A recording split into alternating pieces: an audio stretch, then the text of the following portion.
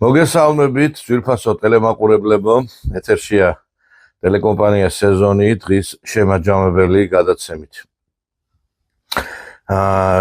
მიუხედავად იმისა, რომ ჩვენ სტუდიიდან არ გავდივართ, არ ვწყვეთ მაუწყებლობას, ამას თავისი გარკვეული მიზეზები გააჩნია, ამას შემდგომ ცოტა მოგვიანებით მოგახსენებთ. მაგრამ მიუხედავად ამისა, ჩვენ მაინც ოპერატიულად მოგაწვით ინფორმაციებს. დღის შეჯამებას განვახორციელებთ და აქტუალურ თემებზე გავამახვილებთ თქვენს ყურადღებას. საქმე იმაში გახლავთ, რომ ალბათ თქვენც ბევრი მირეკავდით, მეკითხებოდით, გაიმართა ეს კომუნიკაციის კომისიის ხდომა. ტევე პირველი საჩივარი არ დაკმაყოფილდა ჩვენს მიმართ, მაგრამ მიუხედავად ამისა, კომუნიკაციის კომისიამ სხვა საკითხთან დაკავშირებით დაგვაჯარიმა 2500 ლარით. ეს უკვე მეორე ჯარიმაა, უკვე 5000 ლარით ვარ დაჯარიმებული. ამ დროს ნაცვედის წარმომადგენლებს მიმართ არავითარი კონკრეტულად მე არ ვიცი, არ გამიგია სიმართლე რომ გითხრათ რა მექმედება განახორციელებინოთ. ესე იგი, არ ვიცი, ამ კომუნიკაციის კომისიას საქმე არ აქვს, მეტი ჩვენ რო საქმეებს რო იძიებენ და რა ხდება საერთოდ, არ ვიცი რა. სიმართლე რომ გითხრათ, ტევე პირველთან დაკავშირებით ეს ვიცოდით, რომ პრობლემა არ იქნებოდა, ამაზე ვსაუბრობდით, მაგრამ ის რომ რაღაცა თითქოს ჩვენთან რაღაცა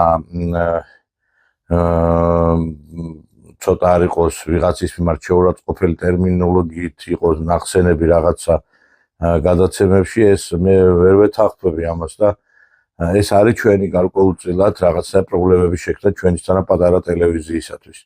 და რატო კეთდება ამას, ეს იმ ხალხმა უნდა მოიკითხოს ამაზე პასუხი, ვისაც რაღაცა საინფორმაციო ველის მიმართულებით ეკუთვნის რაღაც გარკვეული პოზიციების დაფიქსირება. რა გინდათ, ვერ გავიგე, რომ ყველა მარტო ნაცარხები იყოს ამ ქვეყანაზე და ყველა გაჩუმდეს და ეს მარტო თქვენ ამ ტევე პირველი ფორმულა და ეს სამთავრობო არხები ტაცი-მაცის მეტი რო არაფერი არ გადის, ის უნდა იყოს.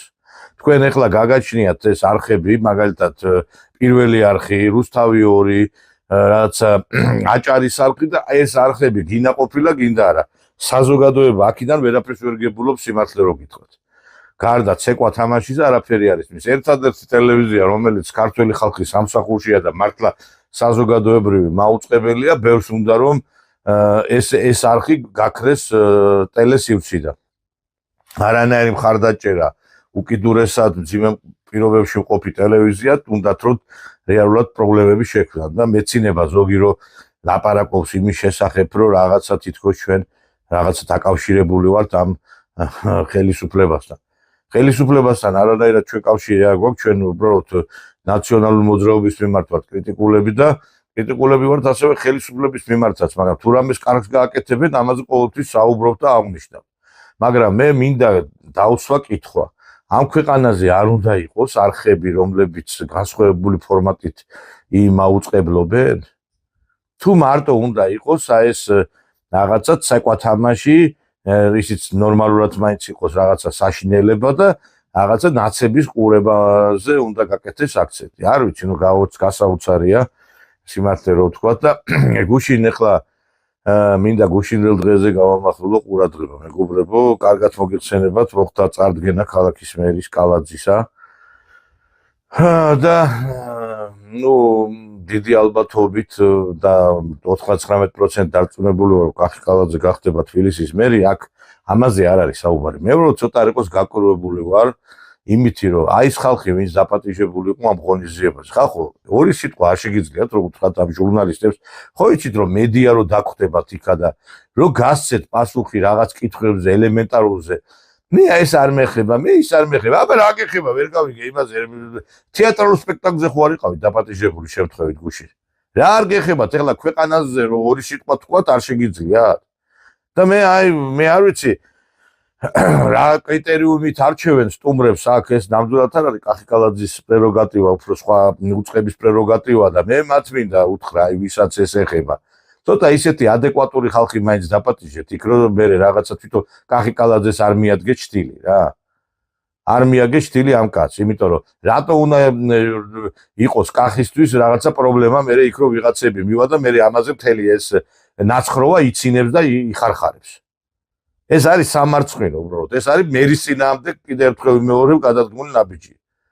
და მე კიდე ახლა გუშინ მთელი ეს TV პირველმა ააგო მთელი თავისი საეთერო ბადე აი ამ ნინო ნადირაძესთან კამაც. ეხლა უნდა გითხრათ რომ საერთოდ არც მშობლები აგებენ შვილების საქციელზე პასუხს და არც შვილებმა უნდა აგონ მშობლების ქცევაზე პასუხს და ეს არის რაღაცა ფაშისტური მეთოდი. რა შუაშია ეხლა სიტყვაზე ნადირაძე იმასთან დაკავშირებით რომ მისი შვილი სად იყო, მაგრამ ნუ ესეც სიმართლე რო გითხრა არ არის სასიამოვნო, იმიტომ რომ მე სიმართლე რო გითხრა ნინო ნადირაძის ჯეროდა რომ ისაუბრობდა რომ ჩემი შვილი არ ყოფილა აქციაზეო, მაგრამ შემდგომში ჩვენ ვნახეთ მოგვიანებით TV პირველმა დაადო სიუჟეტი, სადაც მისი ვაჟი ცოტა სხვა რამეზე ლაპარაკობს და ეს არის სამწუხარო. შვილი ნაცემი იყო, არ იყო ნაცემი, ჩემი შვილი თვითონ არა ფეხი წამოდეს კრა და თვითონ თქვა რომ ფეხი წამოდეს. თავად თქვა რომ არა თქვით, ეხლა თქვით. ამოიღეთ ჩანაწერი, ეხლა არ დაშავდა. არ დაშავებულა ჩემი შვილისთვის თითი არავის არ დაუკარებია. წავიდა როგორც თქვით, ამოიღეთ ჩანაწერი. ამოიღეთ ჩანაწერი და სადაც ამობს რომ მე თვითონ წამოვდე ფეხი და წავიქეცი. დასწრებული იყო პარლამენტის სიჩქარე რომელმაც ვიყავი აი ხო ისიც ზემოთ პარლამენტის მარში მასახვევი რო არის ჭიჭინაძის ქუჩა დიახ პოლიციების ერთად არიან დიახ მე პარლამენტის აი ამ ნაწილზე მარჯვენა ნაწილზე ამძრალი ვიყავი ცოტათი და იქ მოსვლებული იყო ჭავლის მოსხლა დაიწყეს ჩამოვადი ჩემთვის ყოველთვის ნომერი 1 მიზეზი იყო გვერდით ვედი მეგობრებს რა თქმა უნდა იმიტომ მე მარტო მაგას არ დავტოვებდი და მეორე მიზეზი ის არის რომ ამჯერ ახლა ეს თავრობა როგორც იქცევა რა თქმა უნდა და მე ჩემი მოსაზრებები მაქვს რომ არ ვეთანხმები ახლა რა კურსიც მიდის ევროპული მომავალი სურს და მინდა ეს ტრაექტორია შეიცვალო მე იცით რას გეტყვით მე ხარავის ადვოკატი არა ვარ მაგრამ მე არც იმ ბავშვის აი ახლა იმ ახალგაზრდა ბიჭის გარკვეულწილად არ მინდა გავამტყურო და რატო გეტყვით იცით საშინელი ბულინგი მიდის ქვეყანაში იმ ადამიანების მიმართ, რომლებსაც აქვთ განსხვავებული შეხედულებები ნაცმოძრაობასთან დაკავშირებით. აი ეს ტერორი, რომელიც ხორციელდება, ამას ბევრი ვერ უძლებს და შემდგომში ხდება მსხვერპლი ამის. ეხლა ეს ახალგაზრდაც ნადირაძე კი რა, მთელი პარლამენტის დეპუტატების შვილები იქიდნენ. იყო მსხვერპლი იმისა, დარწმუნებული ვარ, მიდიოდა ბულინგი მასზე რომ აი რა შენ ჩვენთან ერთად რატო არ დგეხარ შენ ხო ახალგაზრდა ხარ სამშობლოზე გული არ შეგტკივა და ესე წავიდა იქა დარწმუნებული და მიუხედავად ამ ყველაფრისა მე მინდა ვთქვა რომ ეს არის ყველაფერი ხელისუფლების ბრალი იმიტომ რომ მიიღეს კანონი რომ ესე იგი საჯარო მოსამსახურის მიმართ ან ხელისუფლების ორგანოს წარმომადგენლის მიმართ თუ რაღაცა ამდაგვარი ბულინგი ამ Facebook-ში ვინმე რამეს დაწერს ისჯება კანონით გახსოვთ ალბათ დაიწყეს Facebook-ის რევიზია და დაჟა იმ ადამიანებს რაც სწორია, არასწორი არის ეს ყველაფერი, მაგრამ უბრალო ადამიანებმა რა დააშავეს. ესე იგი ხელისუფლებამ თქვა რომ მე თუ შემეხებიან, ყველა პასუხს აგებს და თქვენ თავშიც გვაიხალეთ. და ამით ის კი ვერ მოტვინეს რომ ამ ქმედებით და ასე ფეხებზე დაკიდებით ხალხის იგივე ამ ხალხს განაწყობენ მათ წინააღმდეგ, იმიტომ რომ ბევრი შოუ ბიზნესის წარმომადგენელი, ბევრი აი ესეთი აი მაგალითად გამოჩენილი ადამიანის შვილი ხდება ამ გარკვეული ბულინგის ქვეშ და მე ადგება იძულებული დადგეს იბრუსთავეზე და მე დარწმუნებული ვარ და ვიცი კიდევაც რომ ბევრი აი ამ აქციაზე სწორედ იმის გამო მიდის რომ შემდგომში არ აღმოჩნდეს აი ამ ბულინგის მსხვერპლი რომ არ დაუწყონ რომ აი შენ რატო არ ხარ შენ რატო იქ არ იდექი და ეს არის ამ ხელისუფლების ბრალი. თქვენ თავზე რო ფიქრობთ ყველაფერში, ბიჭო, ოჯახის წევრებზე მაინც იფიქრეთ. აგერ ახლა აი ამ ხალი ახლა არის ერთ-ერთი დიდი საავადმყოფოს დირექტორი, ხო, ვივამედის, როგორც მე ვიცი. და გარკვეულში ახლა სახელმწიფოსთანაც რაღაც კავშირი აქვს, ხო? ხო და აი ბევრი კიდევ ასევე ეს ხელისუფლების პარლამენტის დეპუტატების შვილებიც აი ესეთ დღეებში თქვენი შვილები და თქვენი ოჯახის წევრები მაინც დაიცავით სხვა რო ფეხებზე კიდიათ. თქვენები მაინც დაიცავით, იმიტომ რომ აი როგორც ნადირაძე აღმოჩნდა უხერხულ მდგომარეობაში, დარწმუნებული ვიყავით, ბევრი აღმოჩნდება კიდე ასეთ უხერხულ მდგომარეობაში, იმიტომ რომ გამოიმიყვანენ მე ვიღაცის შვილს კიდე და იტყვიან რომ აი რატო არის ეხლა იმისი შვილი იქა? მე იტყვის ის რომ ჩემი შვილი არ ყოფილა და ეხლა გუშინ ნადირაძე ლაპარაკობდა ჩემი შვილი იქ არ ყოფილა, ფეხი გადაუტრიალდა უბრალოდ თუ და აგერ ნახეთ ხო სიუჟეტი რომ თურმე ყოფილა იქ. ეს თვითონ ელემენტარული რაღაცაა, მაგრამ არ არის ხელისუფლება რატო არ უნდა მიიღოს კანონი უბრალო ადამიანის დაცვის შესახებ. აი რა თუ Facebook ეხლა ვიღაცა იტყვის ეს ისედაც შეიძლება რომ რა შეიძლება ვერ გავიგე პატივი და ღირსებაზე ეხლა მე რო შევიტანო საჩივარი 5 წელი არ განიხილავს საქმეს და პარლამენტის წევრმა რო შეიტანოს ერთ თვეში განიხილავენ საქმეს წესით აი დღეს ადვოკატებს სული სამოთქმის საშუალება არ უნდა გქონდეს ჩვენ იმიტომ რომ პატივი და ღირსების იმდენად გათელვა ხდება ქვეყანაში რომ ამ კუთხით საჩივრები უნდა იყოს შესული უამრავი და ამითაც გამოსწორდება ქვეყანაში მდგომარეობა რომ ადამიანს რო ეცოდინება რომ პასუხს აგებს თავის სიტყვებზე მე აღარ დაძლებდა ვას და ცილს არ დაწემდა სხვას მაგრამ რო იცის ადამიანმა რომ 5 წელი უნდა გაგრძელდეს ამ საჩივარის განხილვა აზრი არ აქვს ამ პატივი და ღირსების შელახვის გამო საჩივრის შეტანა ეს ამითაც მაინც დაინტერესდით რაღაცით მაინც დაინტერესდით იმ ახაც თავი გაანებეთ და გადააგდეთ ეს მახათი და რაღაცა კენით ბოლო-ბოლო ხო ხედავთ რომ პრობლემა იქნება აი ამეთი უაზროდ დამოკიდებულებებით ესე იგი შენ თვითონ შენ თავზე ფიქრობ სხვაზე არ ფიქრობ მე საბოლოოდ ცუდ რაღაცაზე პოვებს ასახვას აი ნინი ბადურაშვილი მაგალითად ეხლა დღედაღამე იმ იმედზე იყო მთელი ფულები რაც იმედზე რა ვიცი იშოვა ამ იმედმა რაღაცა პროცენტი მაგ ჯიბეშიც მიდიოდა დარწმუნებული ვარ ეს ქალბატონი არ გამოვიდოდა და არ დაუჭერდა იმ ნაცებს ხარს რომ არა იმ იგივე ბულინგი მის მიმართ და დღეს ყველა ამ ბულინგის ქვეშ არის ყველა ამიტომ რაღაცა გარკვეულწილად ხო შეიძლება რომ მიიღოთ ზომები ამ მიმართულებით და გადაწყვიტოთ ბოლო-ბოლო თქვენ საერთოდ მარტო თქვენი თავის ხელისუფლები ხართ თუ ხალხის ხელისუფლებიც ხართ თუ ხალხი თქვენ არ გაინტერესებთ აი მე მართლა მეწოდება ეხლა ეს ქალბატონი ეს ნინო ნადირაძე გუშინ აი რასაც ქვია გამწარებული იყო იმიტომ რომ დააბიჯეს იმ ადგილას აი სადაც ესე იგი ყველაზე მეტად აი მტკივნეული იყო მისთვის ეხლა როგორი მძიმე ამ ქალბატონისთვის რომ არის რაღაცა გარკვეულ ხელისუფლებასთან კავშირში და ხელისუფლების საწინააღმდეგო რაღაცა აქციაზე დადის მისი შვილი. აი რა იმიტომაც იყო გაგიჟებული იყო ის ქალი და მე არ ვამტყუნებ ამას მე ერთი წამითაც რა უნდა ქნას ეხლა ამხელა 22 წლის ვირს რა უნდა უქნას ეხლა ვერ გავიგე შოლტი გადაუჭიროს თუ რა უნდა გაუკეთოს ეხლა და დაამწყრიოს სახში ზოგმა რო იცით ხოლმე აი კარგი შვილის მშობლის შვილი როგორ მოიქცევაც რა შვაშია ეგ არის სისულელე ეს ის ხალხი ლაპარაკობს ვისაც ალბათ შვილიც არ აქვს და შვილებთან ურთიერთობა არ გააჩნია 14 წლამდე შეიძლება გავლენა ქონდეს და მე უკვე ადამიანი ყალიბდება საზოგადოებაში ყალიბდება უნივერსიტეტში ყალიბდება სკოლაში ყალიბდება უკვე სამსახურში და არავითარი გავლენა მასზე აღარ აქვს ოჯახს და ეს მდგომარეობა ქვეყანაში და დღეს კიდევ აი ხაბეიშვილი გამოვიდა და მოვისმინეთ მისი განცხადება რომ ის აანონსებს ესე იგი ამ თავრობის შვიდობიან გადატრიალებას ოხანაშვილს დინარაძეს კობახიძეს ბოდიში უნდა ვთქვა ძალიან მწუხვარ მაგრამ მიწევს რომ თქვა თავისნაირი ქვეშაფსია და პროჭები გონია ყველა ლაშა ცანავას ჩემს მეგობარს ადამიანი რომელიც ჩემს უსაფრთხოებას იცავდა და სადაც იყო ჩემი შუბლი და კისერი იქ იყო მაგის მუშტი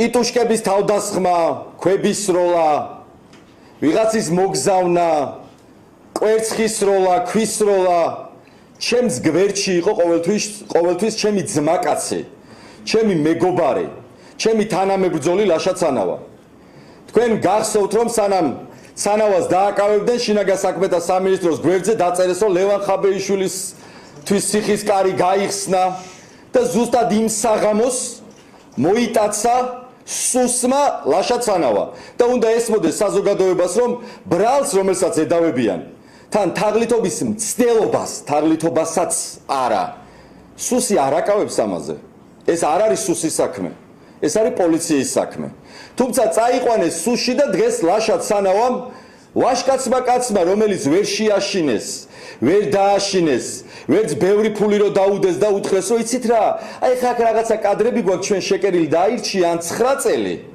ან ხაბეიშვილს უთვალთვალე ჩაწერე გითხარი სად გადაადგილდება კამერა დაიბნიე და ზდიე შენს მეგობარს იმისთვის რომ მე ჩვენ ფოხანაშვილმა ჯეკამ დინარაძემ და კობახიძემ ხაბეიშვილი დავიჭიროთ. მოვყვეთ როგორი ბრუტალურია და როგორ აპირებს რაღაცა რევოლუციის მოწყობას და სხვათა შორის მე მაგავე ხმაში ამგერებს გარკვეულ ოპოზიციონერებს. ძალიან შეგეშალათ. ძალიან ჩემს გვერდში თქვენნაირი შიშრები, მხდლები და პროჭები არ არიან. ჩემს გვერდით არიან საქართველოს პატრიოტები, ვაშკაცი ბიჭები და არა ერთი. და ასე თავაწეულმა და ღირსეულად ლაშა ცანავამ თავისით გააღო თავისი საკნის კარი. ცხადია მის ბრძოლას გავაგრძელებთ ჩვენ და ცხადია არავის არ ეშინია და მინდა მიმართო ბიძინა ივანიშვილს.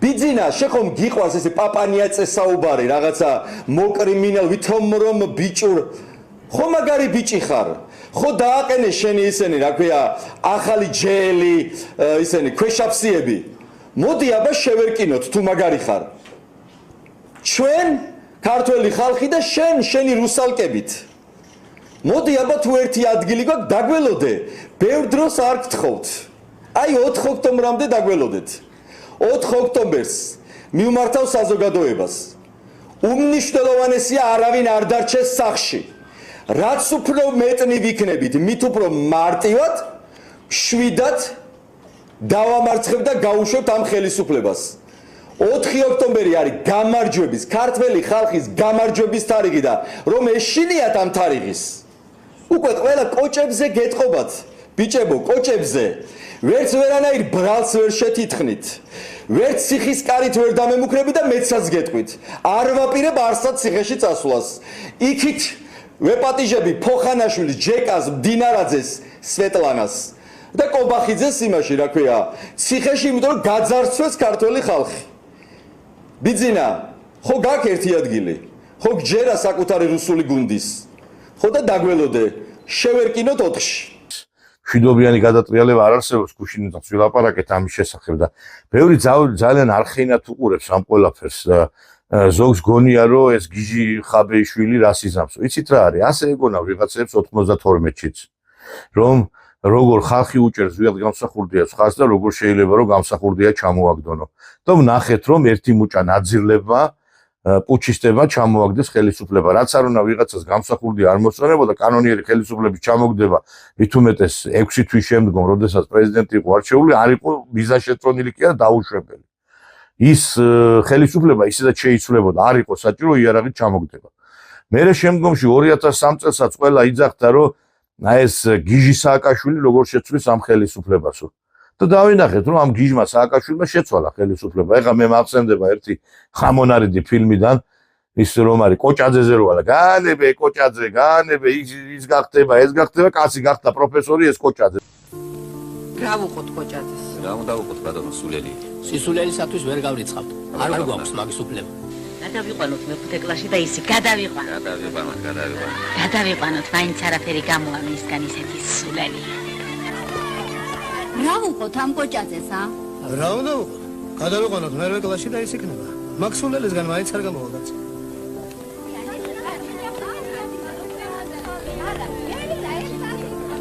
რა ვუყოთ ამ კოჭაძეს რა უნდა ვუყოთ ბატონო რაც 10 წლის განმავლობაში არაფერი შეუვიდა თავში ახლა რა ეშვენება ვითომ მიეცით ატესტატი და გავუშვით ეხება მოისუნთქოთ ერთი მაგ სულელისაგან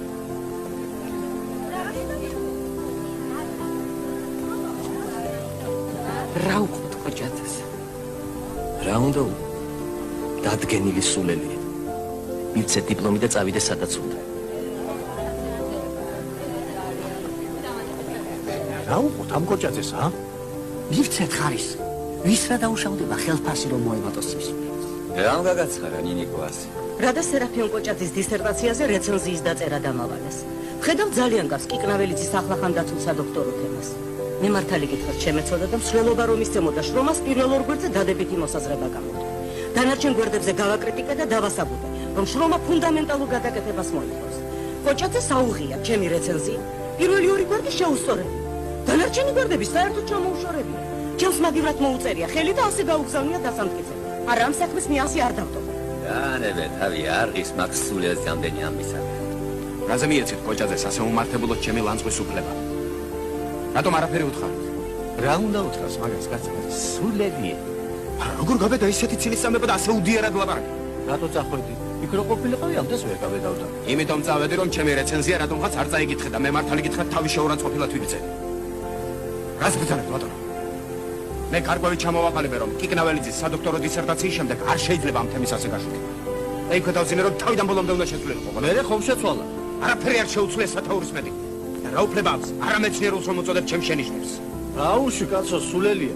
იქიდან მაგას გამოვეკეცი და აქ კიდევ აღარ მოვიცილე. როგორ მიეცით სადოქტორო ხარისხი? მე შავი ჩაუგდე და 20 კაცმა მაინც მითხრა შავი ჩაუგდეო და ხმები რომ დათვალეს.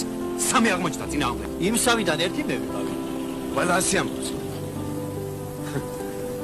ახლა ცვენია თმა რომ მიეცით ხო? დამაცადოს მაგა. თავი დაანებე გეუბნები. ჭკვიანი კაცი ხარ და რაში გამოგადგება იმ სულელთან ჭხუბი? მისი ლექცია გვაქვს ახლა. სერაპიო კოჭაძის. ორი საათი რა გაუძლებს მაქსულებს? წამო. დიდი მეცნიერი ლაპარაკეთ.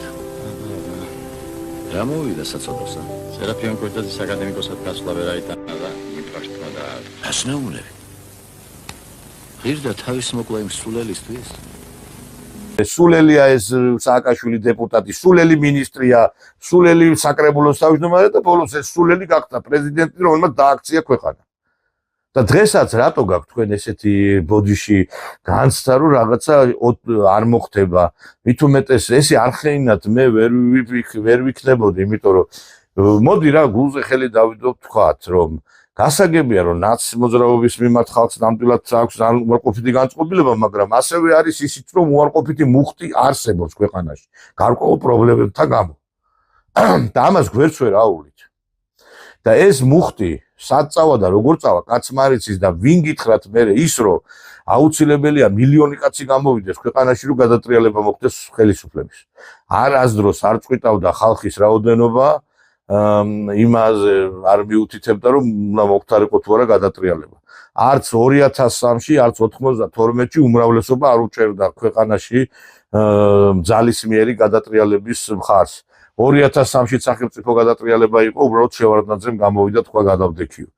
ამიტომ ძალიან დიდი სიფრთხილე გვმართებს, მით უმეტეს იმ ფონზე, როდესაც ამ ქვეყანაში არის კატასტროფულად ძალიან დიდი ესეთი მუხტი უარყოფითი და თუ გავითვალისწინებთ იმასაც კიდე რომ ამას ხელს უწყობს აი ეს მედია საშუალებები, აი ამ გარკვეულ ცეცხლზე აი რა ვიცი ნავთის დასმასავით არის ამ მედიების მუშაობა და სამწუხაროდ კომუნიკაციის კომისია ჩვენ გვებძვის და კომუნიკაციის კომისია კიდე კარგად იცის რომ ხელისუფლება ჩვენ გვებძოლეთ და მე აგერ ესენი რომ მოგიწყობენ გადატრიალებას მე იყავით.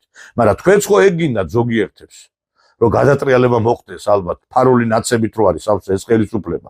თორე ეხლა მოდი გულზე ხელი დავიდოთ თქვათ ეხლა როდესაც გამოვიდა პრემიერ-მინისტრი და თქვა რომ ხელისუფლებიდანო ადრე ფინანსდებოდაო ეს ხაბეიშვილიო და ნოდარ მელაძეო რატომღაც ყველა მანიტაზე გააკეთა აქცენტი და ყველას დაავიწყა ეს შავნოდარ. ესე იგი თქვენ წარმოგიდგენიათ ხალხო ხელისუფლებიდან ფინანსდება მთავარი ოპოზიციური ძალა და მთავარი ერთ-ერთი მედია ოპოზიციური რომელსაც აქვს რეიტინგი მედია საშუალება. და ესე იგი რამდენი ხალხი ყავთ ესე იგი ამათ ესე იგი ჩაბუდებული ნაყიდი აგენტურა კლასტერი რომ ესე იგი ეს ხალხი აძლიერებენ ქვეყნის მტრეებს და ვინც კი ქვეყნის სადარაჯოზეა ის არის ჩაწიხლული. აი მაგალითად ჩვენ ვართ ჩაწიხლულები და ეს TVIM-ს ფულს აძლევენ გირჩ ზურაბას ფულს აძლევენ, არა ეხლა არავინ არ დაიწყოს და არ მითხრას რომ ეხლა ნიკა გვარამიამ ხმები თავისით მიიღო და ამ ხელა და ეს სარეკლამო კამპანია თვითონ გაწია. ამიტომაც არის მე რაღაცა ეს უკმაყოფილობის მუხტი დიდი რომ ლაპარაკობ რომ არ შეიძლება ესე და ეხლაც აი როდესაც ესე მიდის თამაში იწილო ბიწილო გაგორება რაღაცა იქით აქით ეს აი ბოლოს აი ამ რაღაცა თამაში არ გაეხვიო და ფეხი არ წამოკრათ რაღაცას. იმიტომ რომ ახლა ეს ქალბატონი რომლის პროცესიც ახლა მიმდინარეობს ჩვენ კარგად ვიცით ხო იგივე რა. ახლა ესე გმირად შერაცხეს ეს ქალი ეს ბათუმელი ჟურნალისტი და ამაღლობელზე მაქვს საუბარი, რის გამო რომ პოლიციას სახეში სილა გააწყო. დაბაიძე გიორგი, ბრალი.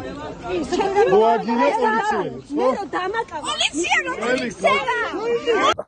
აი გაგიგიათ ხალხო ეგეთი რაღაცა რომ პოლიციელზე მოძალადე ჟურნალისტი იყოს გმირი ქვეყანაში. და ამას ყველა მედია საშუალება ასე ამტკიცებს. დღეს დილიდან არის მობილიზებული სამოქალაქო აქტივისტები, პოლიტიკური პარტიების წარმომადგენლები საქალაქო სასამართლოსთან, მათ შორის უამრავი ადამიანია ჩამოსული თბილისიდან, როგორც სინდისის პატიმრების მშობლები, ასევე ადამიანები, რომლებიც უკვე მე რამდენი თვეა სიტყვის თავისუფლების დასაცავად ყველაფერს აკეთებენ დგანან რუსაველს და ბუნებრივია მათ ჰქონდათ შეფასებები და აქვთ ამ ყველაფერთან დაკავშირებით მოლოდინი იმისა, რომ მზია ამაღლობელს გამოუშვებს დღეს მოსამართლე, პრინციპში შემიძლია გითხრათ, რომ არავის არ აქვს. ძიმე დღეა დღეს, ჩემი მოლოდინი სამწუხაროდ არ არის კარგი, ველოდები რომ არასამართლიანად გამოვტანენ რა ვიცი ესე შურს იძიებენ, სისტემა შურს იძიებს მზიაზე და ჩემი აზრით ეს იქნება ერთ-ერთი სამარცხვინო ფურცელი საქართველოს ისტორიაში. მზია ამაღლობელს არ ჩაუდენია სისხლის სამართლის საქმე და ეს არის სიტყვე რეჟიმის, სისტემის დგებუაძის ბიძნევარ შუბზე კობახიძეს. და ეს არის შემსრულებელი პროფანაცია სახელმწიფოსი, კაცის ასევე და რომ უყურებთ უსამართლობას და დღეს აქ ვართ მე არც მზიას არც ვიცნობდი ის ჩემი არც კოლეგა არის არც მეგობარი არის უბრალოდ ჩემ როგორც მოქალაქე ვალდებულებას ვგრძნობ რომ აქ ვიდგე და მხარი დავუჭირო. ჩამოვედი სოლიდარობისთვის, იმიტომ რომ დღევანდელობაში ერთადერთი იარაღი რაც გვაქვს სისტემის წინააღმდეგ ჩემი აზრით არის სოლიდარობა და ერთობა.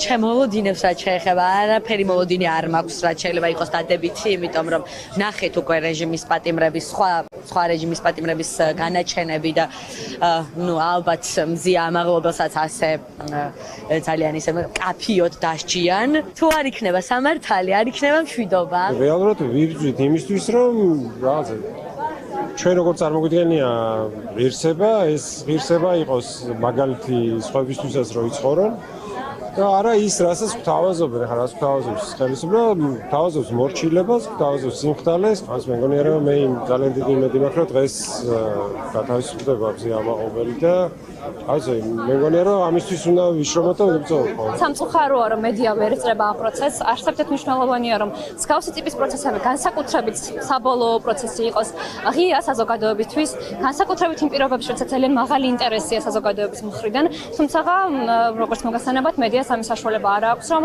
ამაზე ასე ვთქვათ, გადაიღოს და ღიად გააშუქოს მიმდინარე მოვლენები. აი ესეთია ვითარება ამ წუთებში ბათუმის საქალაქო სასამართლოსთან, როგორც გითხარით, ამ წუთებში მაიამ წარიაშვილის მიმართავს სასამართლოს დასკვნის სიტყვით კიდევ 3 ადვოკატმა მზიას 3 ადვოკატმა უნდა მიმართოს სასამართლოს. ამის შემდეგ პროცესუალური ნორმებიდან გამომდინარე პროკურატურის რეპლიკები იქნება. გამოიტანს თუ არა დღეს გადაწყვეტილებას ამ დროისთვის არ გვაქვს ინფორმაცია, თუმცა ადვოკატსაც უსმენდით, რომელსაც არა დიდი მოლოდინი რომ დღეს შესაძლებელია მოსამართლემ განაჩენი გამოიტანოს. არ არის გამომდინარე იქიდან რომ საკმაოდ დიდი დრო წავიდა და როგორც წესი მოსამართლე ასრულებს ხოლმე 6 საათის შემდეგ პროცესს. მე კიდევ ერთხელ შეგახედებთ თქვენ კადრში რა ხდება ამ წუთებში ბათუმის საქალაქო სასამართლოსთან, სადაც შეკრებილი არიან ადამიანები. კადრში ხედავთ პოლიტპატიმრების, სინდისის პატიმრების მშობლებს, რომლებიც შეგვიძლია ვთქვათ, რომ თითქმის სრულად იმყოფებიან აქ სასამართლოს მიმდებარე ტერიტორიაზე, დარბაზში იმყოფებიან ევროკავშირის ელჩების ხდომას, ასევე ესწრება საქართველოს მეხუთე პრეზიდენტი სალომე ზურაბიშვილი. აი მოკლედ ესეთია ვითარება ბათუმის საქალაქო სასამართლოსთან. ეს პირველი არხი გინა ყოფილა, გინდა რა აჭარის არხი გინა ყოფილა, გინდა რა აჭარის არხი საერთოდ დასახურია, იმიტომ რომ ესე იგი ეს ეთნიკურ შუბს აღვივებს იქ და რელიგიურ შუბს აღვივებს, გააქვთ ალბათ ის სიუჟეტი,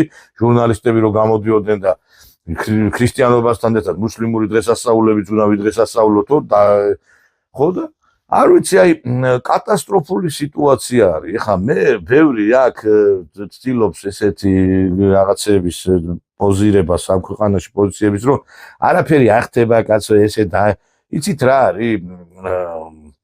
აი როდესაც ესეთი ნირვანაში ხართ, რომ არაფერი არ ხდება, აი მაშინ მოხდება ზუსტად. აი დადასტურებულია სტატისტიკურად, რომ ადამიანს როდესაც რაღაცა აკონტროლებს თავის ავადმყოფობას, ის უფრო დიდხანს ცოცხლობს, ვიდრე აი ის ადამიანი, ვისაც ფეხებზე კიდე არც იკონტროლებს ჯანმრთელობას, არ წრევას იზომავს, არ წამალს ასვამს. ვინც იზომავს, ვინც რაღაცა კონტროლზე ყავს ჯანმრთელობა, ის დიდხანს ცოცხლობს და იგივე აი პოლიტიკაში ახლა რო არ აკონტროლებს სიტუაციას, მედიაში რა ხდება, პარტიებში რა ხდება, საზოგადოებაში რა ხდება, აი შეიძლება ზუსტად მანდ დაგარტყათ გულმა, აგიწიოთ წნევა პოლიტიკურად და ბოდიში და გაფშიკოთ ფეხები. იმიტომ რომ ვინც ბოდიში და ესე გძნობს თავს ნირვანაში თავს და გონია რომ ყველაფერი კარგად არის, აი იმას მოსდის ზუსტად ყველაფერი ისეთი, რასაც შემდგომში ეს ყველაფერი მძიმე შედეგებამდე მიყავს. და თუ თქვენ ვერ გძნობთ ამ უკმაყოფილობის რაღაც გარკვეულ მასას ვერ გძნობთ, მაშინ მე არ ვიცი, კარგად ყოფილა თქვენი საქმე. მე მგონი გძნობთ, მაგრამ ეხლა ამას ხმამაღლა საუბარი არ გიყვართ.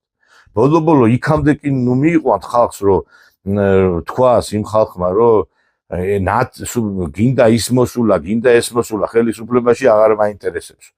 იმიტომ რომ აი ესეთი დამოკიდებულებით, მაგალითად, ჩვენ რო აგერ გვაჯარიმებთ ტელევიზიას, რომელსაც ბოდიში და იქით პირიქით მხარდაჭერა უნდა გამოვუცხადოთ, იმიტომ რომ როდესაც გადატრიალების ცდილობები იყო, ერთ-ერთი ვიყავით ჩვენ, რომელიც მაუწყებლობით და საუნწყებლობრივ პოზიცია გვეკავა და აი ეს პირველი არხი ისე გადმოსცემდა და რუსთავი 2 და ეს სხვა არხები ამბებს, რომ თითქოს გეგონებოდა, რომ ესენი ნაცების ხარეზე ყოფილიყვნენ.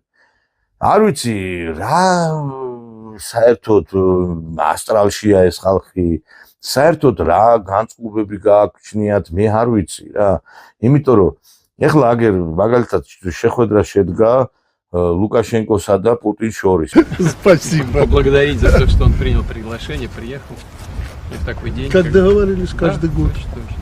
Да, еще в такой день, когда мы вспоминаем о всех воинах, которые положили свою жизнь за Отечество.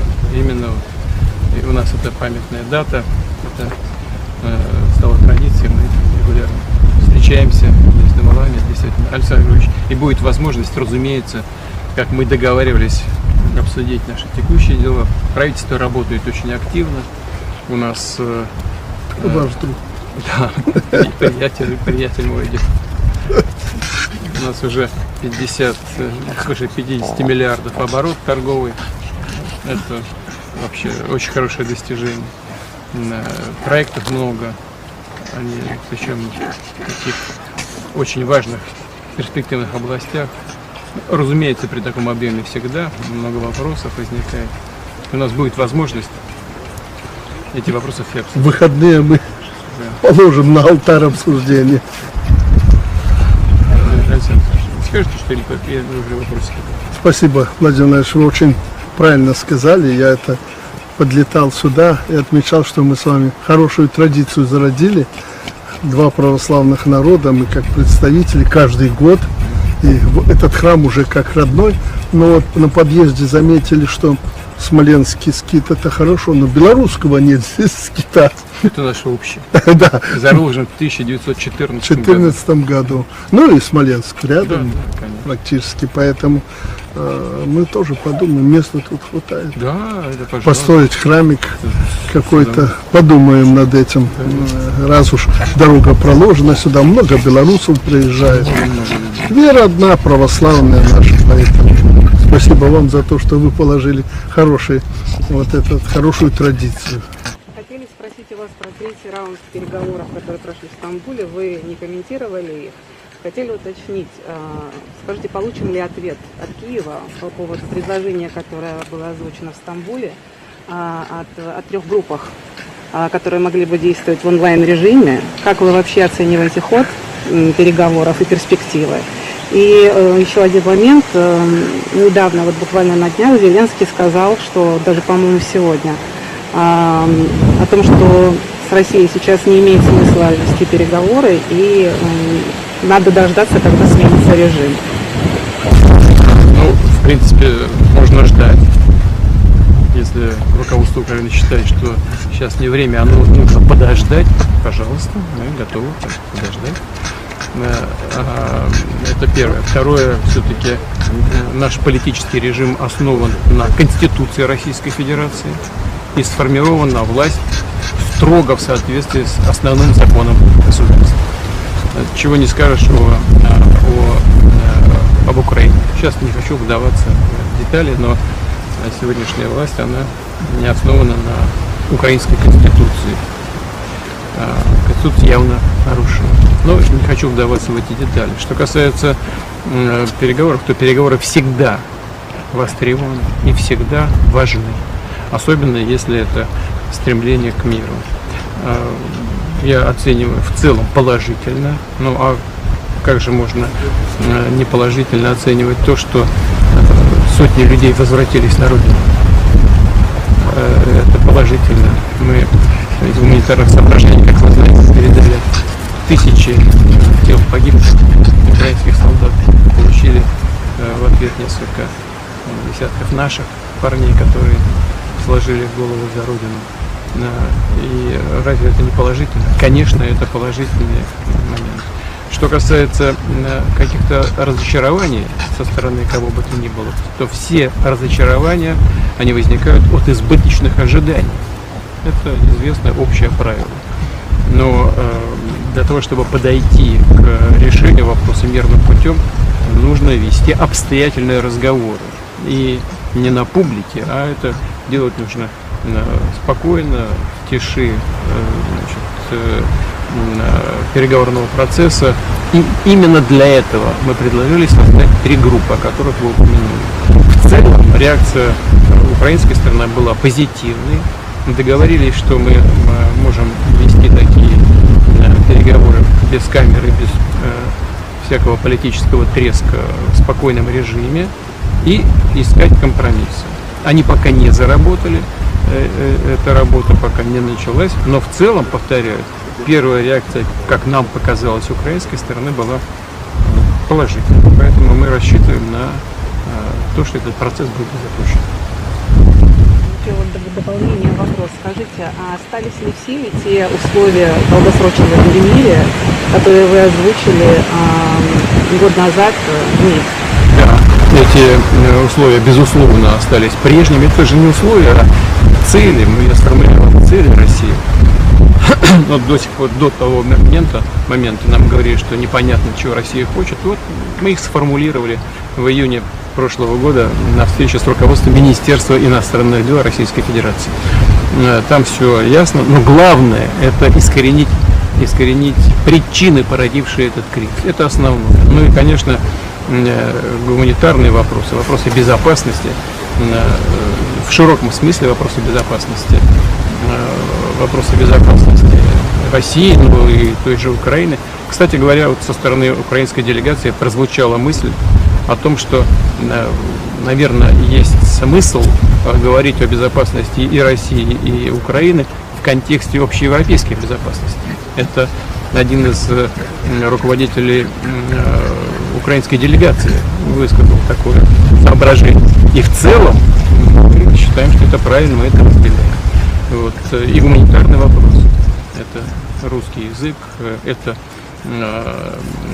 независимость и достойные условия развития православной церкви, христиан на Украине. Вот все это в совокупности должно быть обсуждено и должно быть положено в основу долгосрочного, длительного, вообще без всяких временных ограничений мира. Уважаемый Александр Григорьевич, Владимир Владимирович, вот не могу не спросить на злобу дня. С Запада постоянные санкции, Евросоюз штампует вот буквально пакет за пакетом, 18-й мы уже насчитали. Вот в этой связи вот как-то будет меняться стратегия союзного государства, как-то будем реагировать и менять вот эту антисанкционную нашу стратегию, которая до этого была? Мы уже все поменяли, что нам нужно было. Если перед нами закрыл кто-то дверь, в мире очень много открытых дверей. И Россия, и Беларусь сегодня сделали очень серьезный разворот. Я думаю, время пройдет, мир еще оценит то, что сделано нами. Это было просто невозможно представить. в начале 20-х годов, но тем не менее сделали, развернули, живем и будем жить. И в нашем мире никому не удастся на колени поставить нас. Мы полны решимости отстоять свои интересы. Но Россия, слушайте, это кладезь полезных ископаемых и технологий. Поэтому нужно время для того, чтобы окончательно и своим сомневающимся, и вокруг доказать, что мы способны на многое. Ну и вчера вы слышали встречу с дипломатом, я сказал, что санкций нет. Нет санкций, и все, нечего про них говорить. Как только начинаем говорить о санкциях, тогда все ссылаются, кто работать не хочет, ссылается на то, что сложно, трудно. Нет, и все. Санкции – это возможности. Поэтому, я думаю, в России точно так еще острее понимая этот вопрос действует.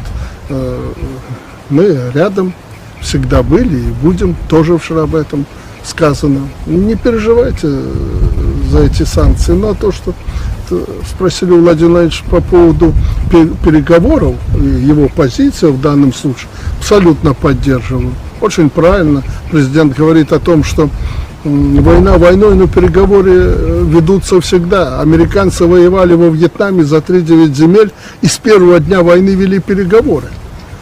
А украинцев ошибка, я за этим наблюдаю, в том, что они требуют невозможного. То, что они говорят, и то, что предлагает Россия, только что президент озвучил, это за столом переговоров решается. Там могут быть компромиссы, отступления, повороты, развороты. А вот так в лоб, это, знаете, правильно вы сказали, это на публику. Это к тому, что мы говорим много, а делать ничего не хотим. Поэтому я вот публично говорил заявление и нашего общего друга, за которого мы так переживали, Дональда Трампа. Я помню наши переживания, чтобы он победил и так далее. Там 50, 60, 10 дней. Это тоже так политика не делается. Если он мира хочет, он должен подключаться аккуратно, основательно. Это военное столкновение. И указать там не получится, тем более ядерной державе. Слушайте, ну это просто смех вызывает. Вы знаете, недавно встречался, я Владимир Владимирович говорил с американцем. Я им открыто это сказал. Это его близкие, друзья. Я говорю президенту, скажите, что аккуратно это все делать. И можно договориться. Все время опять воздушное перемирие. Я говорю, да Россия в этом заинтересована, и президент Путин. Но вы же этого не хотите. Скажите Зеленскому, пускай на это идет, чтобы не было вот этих летающих аппаратов и на голову людям не падали. Уже последний, вы знаете, случай, когда уже в Беларуси 59 килограмм взрывчатки, начиненной шариками и прочее, ну хорошо, не взорвалась, ударил по 10-этажному дому, где жили обычные простые люди. Поэтому это опасная вот эта эскалация. Нам надо прекращать это. И делать надо это аккуратно. И вот то, что россияне договариваются в Стамбуле с украинцами, Владимир Владимирович знает, он звонил мне, помните, благодарил. Продолжение в Беларуси. Мы все делаем, обмены эти на границе. Украинцы открыли границы, участок, что не делали. Железнодорожное сообщение там восстановили. То есть подвижки есть. О детях много кричали. Пожалуйста, россияне, говорят, приезжайте, смотрите. Ведутся переговоры уполномоченным правом человека России и Украины. По деткам ведутся переговоры. Что сделала плохо Россия? Идет война. Дети остались беспризорные. Дети остались, накормили, одели, нет, их в этом обвинили. За что? Пожалуйста, давайте договариваться, и обмен идет. Да там выяснилось, что нет этого количества детей. Нет количества, конечно. Вот 3 или 4 ребенка обменяли, которые детей потеряли.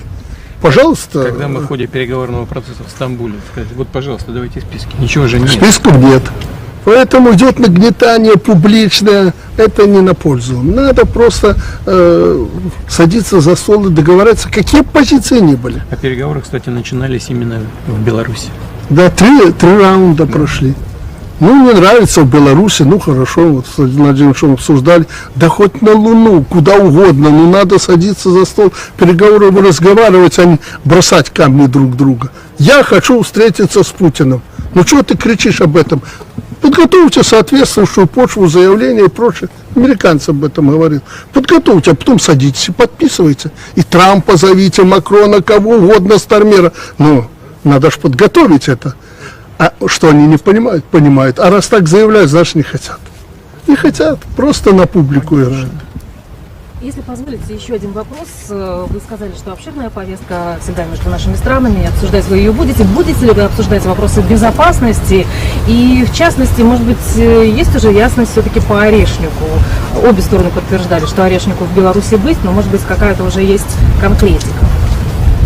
Конкретика в том, что военные, хоть они люди конкретные, везде торопятся, хотели этот Орешник, имеется в виду белорусскую позицию, разместить Орешник где-то в будущем году. Владимир Владимирович прямо сказал, в этом году мы в основном должны закончить эти процессы строительства, создания и так далее.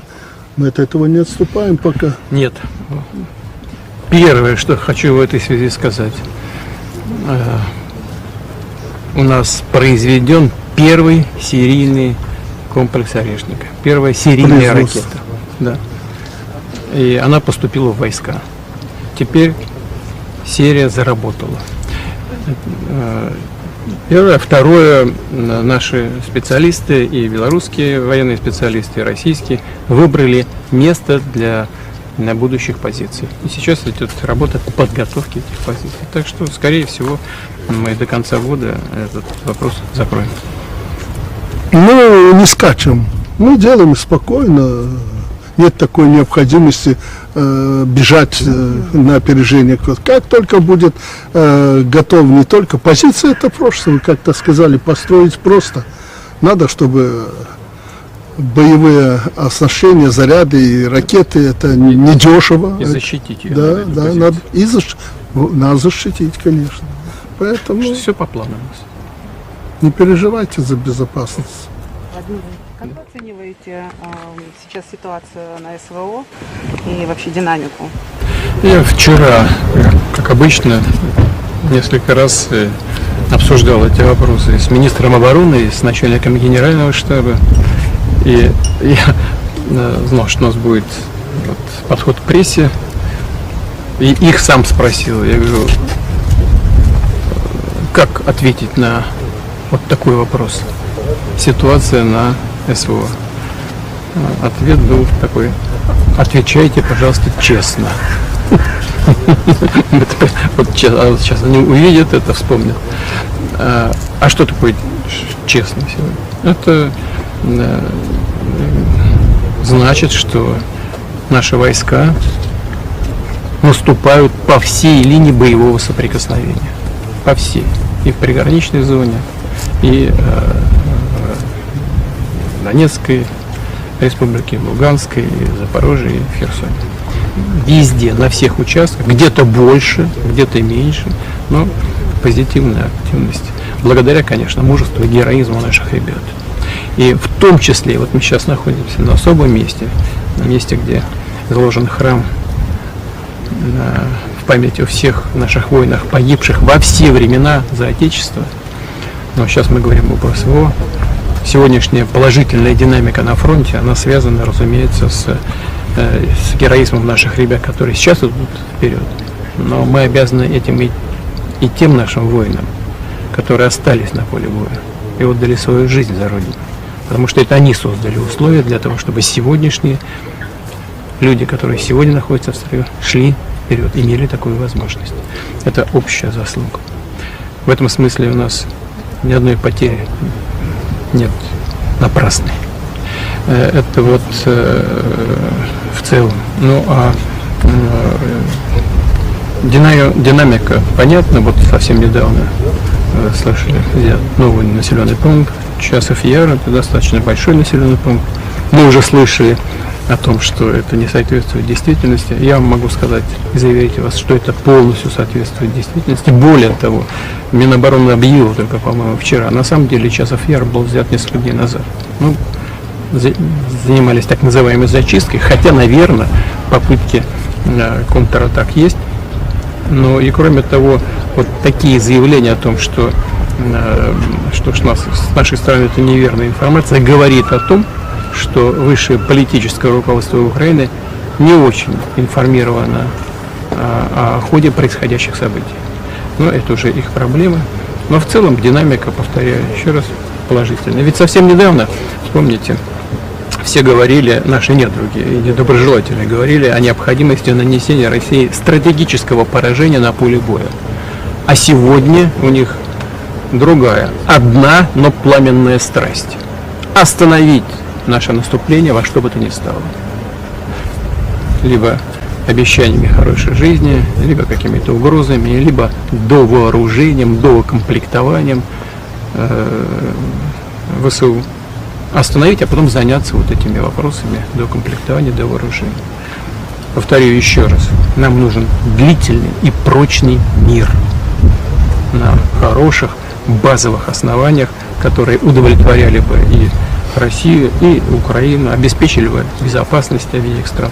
И, наверное, правы те переговорщики с украинской стороны, которые так аккуратно, между прочим, но все-таки выложили идею о том, что надо говорить, может быть, и об европейской безопасности в целом.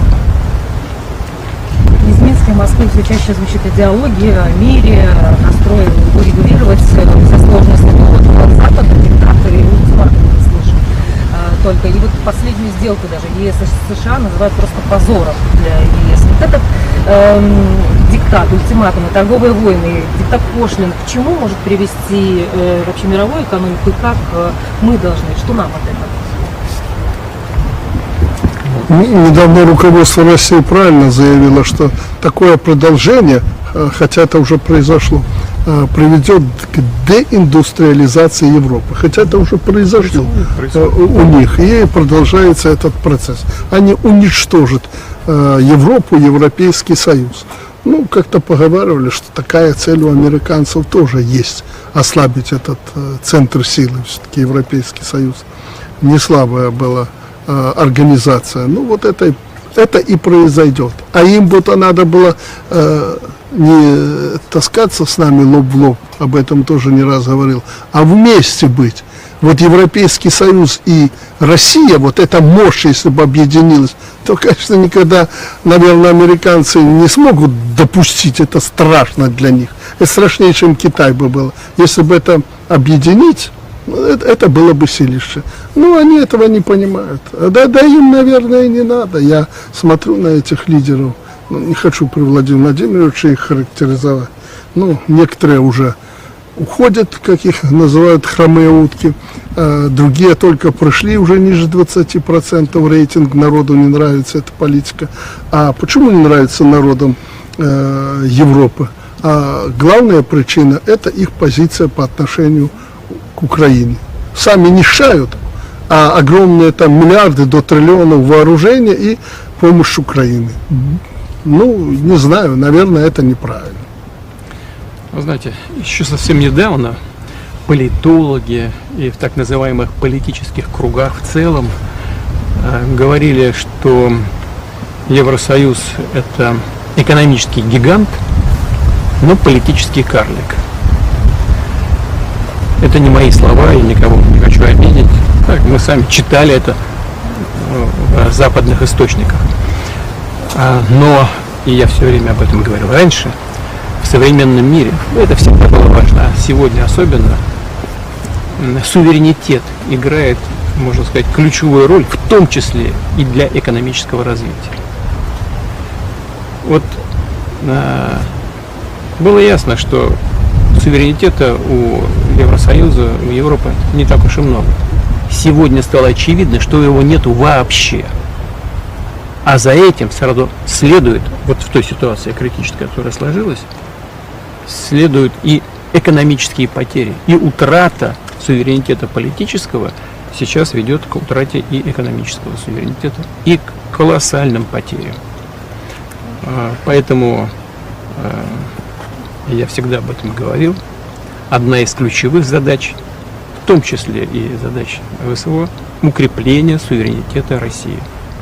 Поскольку тема Украины так или иначе все равно поднимается во всех вопросах, вот недавние скандалы, которые были в Украине, связанные с антикоррупционными ведомствами, как вы считаете, что вообще, как вы можете это прокомментировать, то, что произошло? Александр Григорьевич, как можно прокомментировать с антикоррупцией? Я думал, Запад сейчас давит на Зеленского, и я вот наблюдаю за этим и думаю, ну а что Зеленский хотел? Он миллиарды, сотни миллиардов взял денег. Запад говорит, ну мы хотим посмотреть, куда пойдут эти деньги тратиться. И предложили когда-то создать антикоррупционное бюро и антикоррупционную прокуратуру. Ну, вот как раз к суверенитету. Деньги взял, кто давал, говорит, мы хотим посмотреть, как. Согласились, сейчас проснулись, ну, наверное, или выборы, там еще чего-то хотят организовать. Это на народ. Попробовали сделать. Запад быстренько организовался, сказал нет. И через 2 дня, или там через сколько он сказал нет, через 2 часа Рада все отменила, он подписал закон. Какой суверенитет? Никакого суверенитета. И возмущаться не надо. Ты взял деньги, и тот, кто давал, хотел проконтролировать у тебя, как у несуверенного государства, куда ты дел деньги. А куда девал, вы знаете. За это время люди на Лазурном берегу и дальше построили солидные дворцы и неплохо себя чувствуют. И даже президенты некоторые метят Украины. Поэтому это чехарда. Иначе не назовешь. А основа этого как раз потеря суверенитета и независимости. Вообще коррупция – это то негативное явление в обществе, которое характерно для очень многих, если вообще не для всех стран мира. Ничего здесь необычного нет. Вопрос в степени коррупции и в способности общества, в готовности и способности бороться с этим явлением. Но а что такое готовность и способность общества бороться с коррупцией? То есть общество само должно быть в состоянии быть готовым, хотеть и быть в состоянии бороться с коррупцией. А это, если общество влияет на такие процессы, это часть демократии. Но демократию нельзя привнести извне. Так же, как нельзя извне бороться с такими явлениями, как коррупция. Особенно те, если делают те, которые сами страдают той же коррупцией. Что нету коррупции в Европе или в Соединенных Штатах, да там она легализована вообще. Значит, там институт лоббизма создан. Что это такое? Значит, ходят деньги, там раздают представителям власти всех уровней. Вот и все. Это тоже коррупция. А здесь ясно, что Украина страна, где коррупция действительно захлестывает.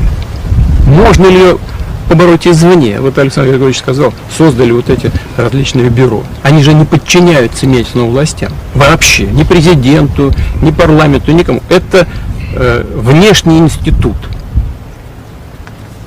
Послушайте, вот я вот только что сказал, можно ли извне привнести демократию, в том числе институты борьбы с коррупцией? Когда были созданы эти институты на Украине? В 2015 году. А сегодня какой? 2025. Побороли коррупцию. Конечно. Ну и что, вот 10 лет существует, и все во всем мире, во все горло покрикивают. Караул, на Украине захлестывает всех коррупция. Да, так и есть. Но эффективность привнесенных извне институтов нулевая. Нужно заниматься не этим, не навязывать народу, в данном случае украинскому народу, какие-то внешние институты управления, а помогать людям самим становиться на ноги, самим создавать эти институты.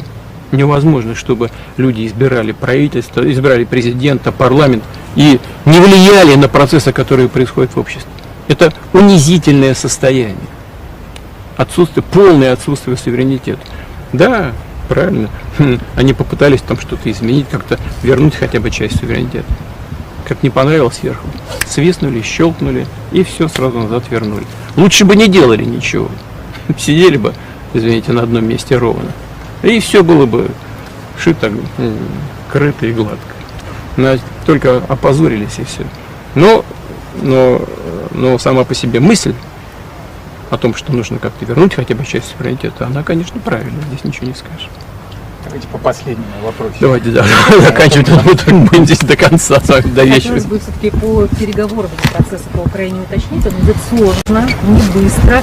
В этой связи, вы частично уже сказали, Александр Григорьевич, но тем не менее, готова ли Беларусь какое-то содействие оказывать, нужно ли это России?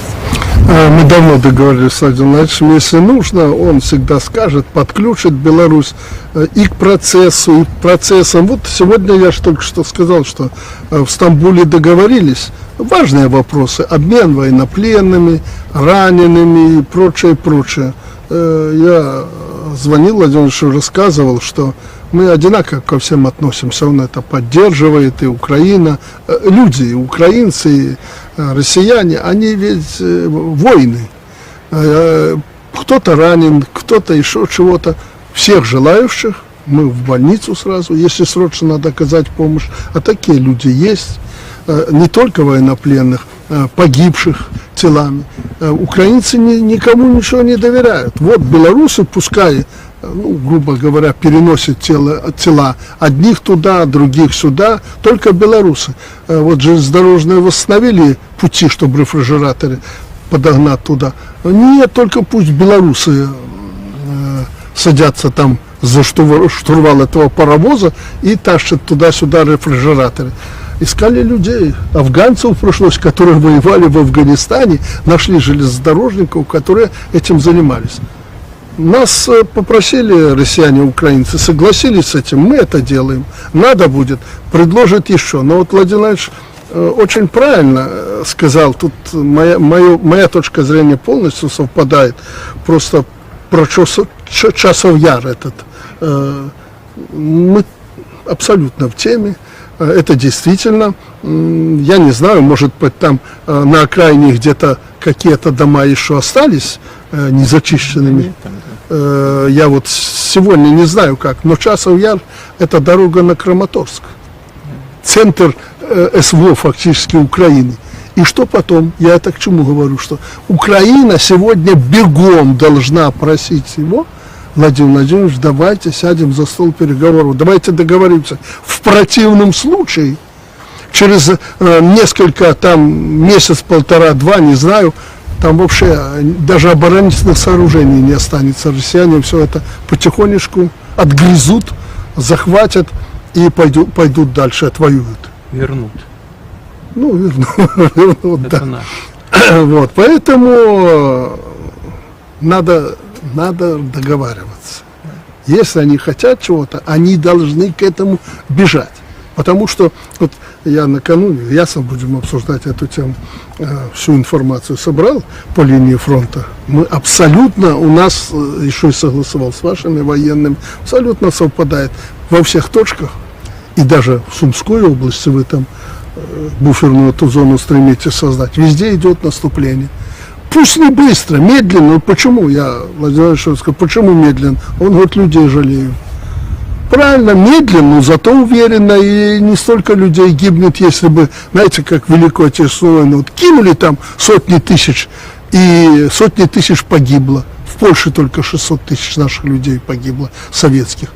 Такой войны нет в Украине. Тихо, спокойно, но это дает возможность украинцам сказать: слушайте, давайте сядем, договоримся. Они этого не хотят. Что касается участия Украины в переговорном процессе, то мы очень благодарны Александру Григорьевичу и вообще Беларуси за ту поддержку, помощь, которую нам Беларусь оказывает, и президент Беларуси. Мы в контакте постоянно. Я постоянно информирую Александра Григорьевича о результатах этого переговорного процесса. Ну и все обмены у нас происходят на территории Беларуси.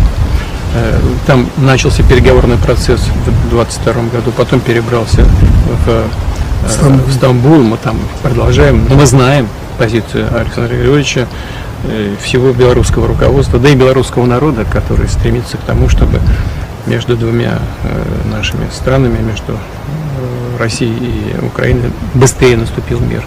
Александр Григорьевич принимает в этом прямое, самое активное участие. Спасибо.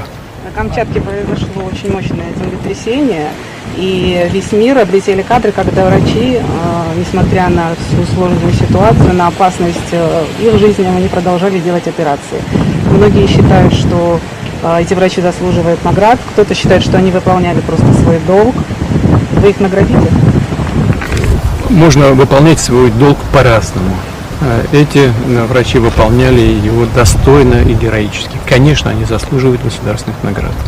Мне совсем недавно губернатор докладывал о ситуации на Камчатке.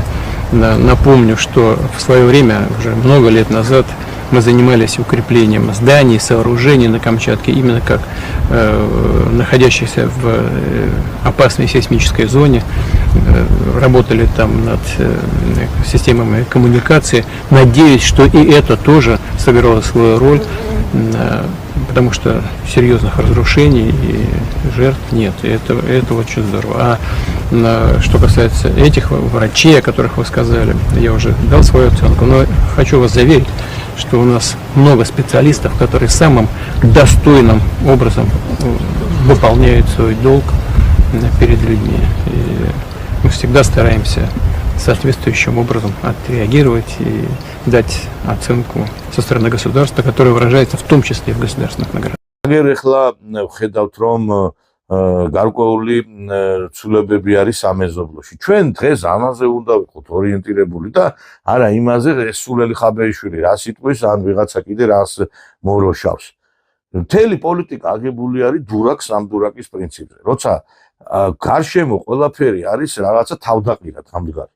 გუშინ ერთ გარკვეულ ბლოკში მყოფი, 3+3 ფორმატში მყოფი თურქეთი, აზერბაიჯანი და რუსეთი შეიძლება სანქტოს სასიცოცხლოდ წაეკიდონ ერთმანეთს. ეხლა მე ზოგიერთი ბოდიში ჭუათხელი ანალიტიკოსის პოზიცია მახსოვს. აზერბაიჯანი რუსეთთან არის და რუსეთის პოზიციებს განამტკიცებს. ეხლა რამდენ იდიოტს უნდა უსმინო ამ ქვეყანაზე კიდე ეგეც არის რა. ამ ქვეყანაში აი რაც ხდება კიდევ ერთი რამეა მეგობრებო, რომ მარტო ხელისუფლების ბრალი კი არ არის. აი ამ სულელი გაუნათლებელი ხალხის ბრალიც არის. იცით, აი გამოდიან ესეთი სახით, აი ჭკვიანური გამომეტყველებას მიიღებენ გასტურს, აიჭერენ ყელში და ლაპარაკობენ რაღაცა აბსურდის თეორიებს, ცხავენ რომ თითქოს ესე იგი კარგია ეს რომ დიდი თურანის ქვეყნები ერთიანდება და თან სომხეთიც რო შეუერთდა და მათ შორის აი საქართველოც რო არ არის იქ ძალიან ცუდი, ესე იგი დიდი თურანის ქვეყნებში ჩვენც უნდა გავერთიანდეთ თურმე. და რატო ვართ ესეთი პრორუსულები? და რაღაცა გამოდიან და რაღაც სისულელეებზე ლაპარაკობენ. და იმ პრორუსული გარკვეული ძალებისაც კიდე მე მაგალითად მე არ ვარ პრორუსული. მიკვირს კიდევაც რომ საქართველოში დღეს არავითარი პრორუსული განწყობები არ არის. პირიქით ჩვენ ვცდილობთ რომ როგორმე რუსულ-ქართული ურთიერთობები ავადგინოთ, მაგრამ საქართველოში მოდი გულზე ხელით დავიდო და ვთქვათ. კი, ძალიან ბევრი მხარს უჭერს საქართველოში რუსულ-ქართულ ურთიერთობების აღდგენას, მაგრამ ახალგაზრდობის დიდი ნაწილი მოწამლეს ამათმა და ახალგაზრდობა ჩვენი ქვეყნის მომავალი. ეხლა რო ლაპარაკობთ ისა, ვერ გავიგე თუ მომავალმა უარი თქვა ამ ურთიერთობებზე, მაინტერესებს ერთი რა არის იმედი გაქვთ მე. და არიცით რომ ახალგაზრდობის დიდი ნაწილი ამ კუთხით აზროვნებს? აი ხა ბევრი პროგრამები არის, მაგალითად აკეთებს საელჩო უფასო სწავლება არის, გინა ასპირანტურაში, გინა ჩვეულებრივად სკოლებში, გინა უნივერსიტეტებში, ქართველი ბავშვები არ მიდიან. ხედავთ რომ ჩვენ აი მაგალითად იგივე ტურისტული ვიზიტებით რაღაცა ძირითადად ევროპაში უფრო მიდიან და ასევე აი რუსულ-ქართულ ურთიერთობების თემაზე ვინ ლაპარაკობს გადახედეთ ერთი. კაციშვილი არ ლაპარაკობს. ჩვენ ვართ ერთადერთი ტელევიზია, ვინც ამაზე საუბრობს, იყო სოლიდარობა, რომელსაც ესე იგი დაუკეტეს ტელევიზია და ინტერნეტით მაუწყებლობს. ეხლა არჩევნები მოდის და არჩევნებშიც არც ერთი რუსულ-ქართულ ურთიერთობებზე მომუშავე პარტია არ იყრის კენჭს, როგორც მე ვიცი. არც ერთი ტელევიზიაში ამაზე არ მიდის მსჯელობა და მე გამოვა ვიღაცა ეხა იმაზე გოსდუმაზე დაგეშილი პიროვნება და ლაპარაკობს აქა რომ რუსულ-ქართულ ურთიერთობებზე ჩამოდი ერთი ბიძიკო და ერთი თვე საქართველოში იცხოვრე და იქ მიხვდები რა არის ეხა. იქიდან ცოტა სხვანაირად ჩანს ყველაფერი რა. გამოდის ტყელიმებს პოზირებს იქა კამერების წინ უნდა რაღაცა შეძრეს ის გოსდუმაში და სულ არ აინტერესებს საქართველოს. ორი ბატილოთი დააბა იმას ვერაფერი ვერ მოაბეს თავი რაღაცებს მოკიდეს ხელი ჩააპლავეს კიდე რა. და კი სიმართლე რო გითხრათ ვიღაცებმა ამ ქართულ რუსული ურთიერთობების დისკრედიტაცია მოახდინეს თავისი სულელური ქმედებებით კიდე. არ მინდა ხა გვარსახელების დასახელება რა. აი მაგალითად რა ცეცხლაძეზე რო ვთქვი ბევრს აეწვა კუჭი და გადაეფარა იმასავით და ბევრი ესეთი ცეცხლაძე ყავს ჩვენ რომელიც ქართულ რუსულ ურთიერთობებს აფუჭებს. და რაღაცა გონია თაკა რომ რაღაცა ჩამოდით ერთი იცხოვრეთ აკა საქართველოში საქართველოსი იცხოვრეთ ერთი რა ხდება ამ ქვეყანაში. იქ ეხლა ბევრი საუბრობს რუსული ჯარი მიიწევს წინ განხილვა მე რომ მიიწევს რა ჩვენ რა ხერი გვაქვს მაგითი რუსეთი ისეთაც აღიდგენს კი ბატონო ყოველზე შენ თავს მიხედე რუსეთი თავის თავს მიხედავს გამოვა კარგი სამხედრო სტრატეგიით აიღო იმან კი მე ჯერ ჩემი ქვეყანა მაინტერესებს და მე მაინტერესებს სხვა და მე ის ვიცი რომ რუსეთი ყოველ შემთხვევაში თუ კი შენ არ მოინდომებ არ დაგიჯდება და არ გაგიგორებს კოჩ და ლაპარაკობენ იმაზე აიღო კი აიღო მე შენ რა მე აი ზუსტად მანდ შეგვეკვდება ჩვენ უდიდესი პრობლემა როდესაც რუსეთი რო ყველაფერს განიმტკიცებს და მე რომ ბოდიში დადგება საკითხი მოლაპარაკებები შენ მაგიდაზე არ დაგსვამს რუსები მაგიდაზე კი რა შენ დაეგდები ფლეპოთ მაგიდის ქვეშ იქნები აი როდესაც რუსეთი თავის პრობლემებს გადაჭრის შენ უკვე პირისპირ მაგიდაზე არავინ არ იმას სკამზე არ დაგსვამს მაგიდასთან შენ მოგიწევს მუხლებზე დგომა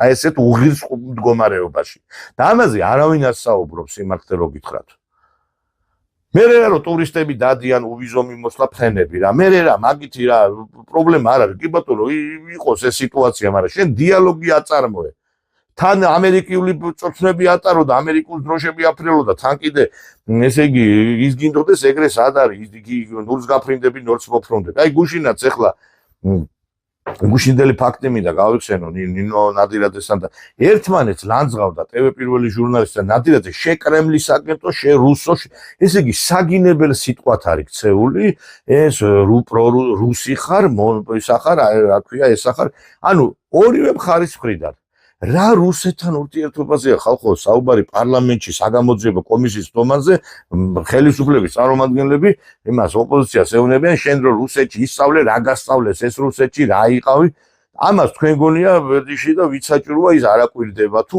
გონიათ რომ ეს ყველაფერი მიღმა აღმოჩნდება ყურადღების არ ვიცი აი გასაოცარი არის ეს ყველაფერი და ამიტომ ცოტა არ იყოს გარკვეული ანალიზი ჭირდება ამ ქვეყანას ანალიზი ჭირდება რაღაც პროცესებს და სამწუხარო ის არის რომ ამ ქვეყანაში პოლიტიკურ ველზეც აღარ დარჩა ისეთი ხალხი რომლებსაც აი რაღაცნაირად ჭკუა მოეკითხება იმიტომ რომ ყველა გავიდა ამ პოლიტიკიდან იმიტომ რომ აზრი არ აქვს ეხა თუ მილიონერი არ ახარ ვერც პარლამენტში შეხვალ ვერც პოლიტიკაში ვერ იქნები უნდა ილაპარაკო და იყო მე კიდე ხა ეს პარტიებზეც კიდე მინდა ვთქვა კაცო ვერ გავიგე აი მართლა მე ზოგს წინს და გული ტკივა რო ვეუნები რაღაცით ხო უნდა განსხვავდებოდეთ პოლიტიკური პარტიები ტელევიზიებისაგან ხედაღამე რომ ამ სტუდიებში ზიხართ ერთხელ ხო შეიძლება რაღაცნაირად საკითხებზე იმუშაოთ რაღაცა შეხვედრები გამართოთ რაღაცა საკანონმდებლო კუთხით არ არის აუცილებელი პარლამენტში ისედაც შეიძლება მუშაობა და ჯერ ეგრეთ პარლამენტში თუ გინდათ ხალხს დაანახეთ რამე შეგიძლიათ დააჯდებიან ესე იგი ეხლა ერთს არ ეხება ეს პარტია და ორს რამდენიმეა ესეთი დააჯდებიან ეს იგი ტელევიზორის გარდა ამ ხალხს ვერსად ვერ ნახავ ერთადერთი არჩევნები რომ მოახლოვდება ეს არის აუცილებელი რომ შეხვდე ამომრჩეველს და აი ამომრჩეველთან შეხვედრებზე მიდიან იმიტომ რომ ეს ვალდებულება არის პარტიისა და თქვენ გინდათ რომ მე რაღაცა გარდატეხა მოახდინოთ და მხარი დაგიჭიროს ხელისუფლებამ რა ქვია ხალხმა თუ არც დაანახე ხალხს რომ ხალხისთვის იღწვი თუ არ დაანახე ხალხს რომ შენ რაღაცა გინდა რომ შეცვალო კიდევ ერთხელ ვიმეორებ პოლიტიკური პარტიის საქმიანობა არ არის მარტო რომ ტელევიზორში იჯდეს დღედაღამე მისი ლიდერები პოლიტიკური პარტიის საქმიანობა არის ის რომ აი იგივე მიგრანტების თემაზე იგივე მაგალითად იმ სოციალურ თემატიკაზე რუსულ-ქართულ ურთიერთობებზე იმუშაოს ეხლა მაინტერესებს აი მიგრანტების თემაზე ტელევიზორში ლაპარაკის გარდა რამეს თუ აკეთებთ ერთი მაინტერესებთ რა. ხო შეიძლება შევხვდეთ ხელის წაიყვანეთ ეს კამერები კი გაქვთ ყველას წაიყვანეთ და შევხვდით ხელისუფლებას პარლამენტში საკომიტეტო მოსმენების კუთხით ჩაებით და მოთხოვეთ ერთი რატო ხდება ეს ყველაფერი რომ ამდენი მიგრანტები შემოდის. ელემენტარული კაცო მიუსაფარით ზაღლების საკითხი მაინც გადაწყვეტეთ მიდით აქ და დაელაპარაკეთ რა გახდა დაჭამა მთელი საქართველოს ამ ზაღლებამ ეს მაინც გააკეთეთ რაღაცა მაინც გააკეთეთ მაგრამ იცით რა რატომ გააკეთო ადვილია კაცო დაჯდები იქა კომფორტულ სტუდიაში ჩართავ კონდიციონერს და შენი ბრძდული აზრებით ესე იგი გინდა გააბრუო ხალხი რა იმისი ყვარყვარე თუთაბერის არ იყოს დაჯდები და ფიფილოსოფს და იმასაც ვერ ხვდებით რომ შეაზიძვეთ ხალხთან სტალინი რომ მჯდარიყო ამდენი ხანი ტელევიზიაში ის შეზიზღდებოდა ხალხს რა. ყველა დღე მარწყვი რო შეჭამო ის მოგბეზდება რა უბედურება ყველა დღე ეთერში ყოფნა რა. ეხლა მე თვითონ მეზიზღება ამ ეთერში გამოსვლა ხოლმე ხშირად, იმიტომ რომ არ ვიცი, ხშირად გვიწევს ერთი და იგივე ადგილის და ერთი და იგივე თემის ტყეპნა, მაგრამ ნუ გადაცემის ფორმატი თვალისწინებს იმას, რომ უნდა მოვიხილოთ და იცის მოსახლეობამ და ამიტომაც ჩვენგან მოთხოვნები სხვა არ არის. ხა ჩვენ არც პარტია ვართ, არც პარლამენტში შესვლას ვიტყობ, ჩვენ სხვა ფუნქცია გვაკისრია თქვენი ინფორმირებულობა და მიუხედავად ამ ყველაფრისა, ასევე სხვა კუთხითაც მუშაობთ. აი მაგალითად ეხა ჩვენ როდესაც გამოვთქვით ჩვენი მადლიერება და ჩვენი დადებითი განცხადებები გავაკეთეთ აი ბელორუსიის მიმართ, ერთ-ერთ ცენტრალურ არხზე პირადად ჩემი სიტყვები მოიშველია წამყვანმა და თქვა, რომ აი საქართველოში როგორ აფასებენო ბელორუსულ ქართულ ურთიერთობებს და კარგად იცით რომ აღარ მინდა ეხა ისე გამოდის ტრაბახად გამომივა ეს ყველაფერი როგორ შეაფასეს საელჩოში და ამ კუთხით ჩვენი მუშაობა. Но власть не всегда равно народу, как в Грузии, например. Когда там у власти были ярые прозападники, риторика и действия Тбилиси были явно Минску недружественными. Простые грузины же в основном в адрес Беларуси говорили: вы уж извините, дорогие белорусы, мы вас любим, ничего не поменялось, кроме власти у нас. Поймите тоже, пока ничего мы сделать не можем. Но смогли, власть в Тбилиси сейчас вроде как прогрузинская. И тут же отношения начали налаживаться и официальные у нас с ними. Назначая нового посла в этой стране, Александр Лукашенко говорил, мол, грузины к нам очень хорошо относятся. И уже гораздо громче звучат заявления из Тбилиси, что Беларусь, цитата, готова выступить надежным другом, что государство наше сильное и процветающее, у которого хорошие отношения с Россией, и говорят в Грузии, если бы у них также наладились отношения с Россией, то развитие экономики было бы в разы стремительнее. И это заявление тоже справедливое. Как и справедливо будет подкалывать беглых. Сбегали же показательно якобы в райский сад куда-то. В Украину, там началась война, снова нужно бежать. В Грузию, там сменилась власть, тоже бежать. Литва и Польша, там тенденции тоже такие, что скоро пора будет снова им бежать. Იცით რა არის, ანუ ჩვენ თუ შეგვიძლია რაღაც სახელმწიფოებრივი ქმედებების განვახორციელოთ, მიუხედავად იმისა, რომ არც პარტია, თქვენ მით უმეტეს ყველაფერი კეთი გაქვთ ამისათვის, რომ იმუშაოთ, ხო? მიმისარი აი ვერ ხვდები რა აი უკვე აი ამ პარტიის წარმომადგენლებს რო ხედავ ტელევიზორში აი უკვე აი ალერგია მაქვს ამათ მიმართ იმიტომ რომ ლაპარაკის გარდა რაღაცა ხო შეიძლება გააკეთოთ დავიღალეთ ეხლა ვერ გავიგეთ თქვენ თქვით მაშინ რომ ხარ ჟურნალისტები და ან ანალიტიკოსები და ნუ გექნება რა ნამუსით უნდა იყაროთ კენჭი არჩევნებზე როდესაც არავითარ საქმიანობას არ ეწევით პარტიის საქმიანობა მარტო ტელევიზორში გამოსვლა არ არის და მე ეს მინდა გაითვალისწინოთ ეს მოსახლეობა ადამიანი რომელიც მოვა თქვენთან მე აი ხმების სასაღებად მოთხოვეთ აი რა გააკეთე შენ ამ ლაყბობის გარდა რა გააკეთე ელემენტარულად იცით შეიძლება გითქვი რომ აი ამ ხალხი რომელიც ხარს გიჭერთ გამოიყენოთ იმისათვის რომ პედალირება მოახდინოთ გარკვეულ საკითხებზე შეხვედრები მოაწყოთ ხელისუფლებას და საკანონმდებლო ინიციატივები შეიტანოთ პარლამენტში ხა ვიღაცა მერთხელ რო უთხარი ეგო განვლილი თემა არისო ხელმოწერები და ისო განვლილი თემა ყველაფერი განვლილი თემა მიტინგის განვლილი თემა ისიც განვლილი თემა ეს მაშინ არაფერი არ უნდა გააკეთო კაცმა ხა რაღაცით რომ გაიმართლოს თავი და რაღაცით რომ თავი აერიდოს საქმისგან იმიტომ იმაშობა განვლილი თემა იმიტომ რომ ამ აქტივობებს სჭირდება მუშაობა ამ აქტივობებს სჭირდება შრომა და ამათ შრომა და მუშაობა არ უნდათ ამ ხალხს ამათ უნდათ მარტო ლაყაბობა მთელი ქვეყანა არის გადასული მოლაყბება, TikTok შართავ, Facebook შართავ, თან გააგიჟა ამ სოციალურმა ქსელებმა ხალხი, ესე იგი, რო გამოვა ეს პოლიტიკური რაღაცა პარტიის ლიდერი და რაღაცა 200 ლაიქს დაინახავს, გონია რომ ეს 200 ლაიქი ნიშნავს 200 ხმას და ამ დროს ზოგი ეხა უბრალოდ მოსწონს და იმას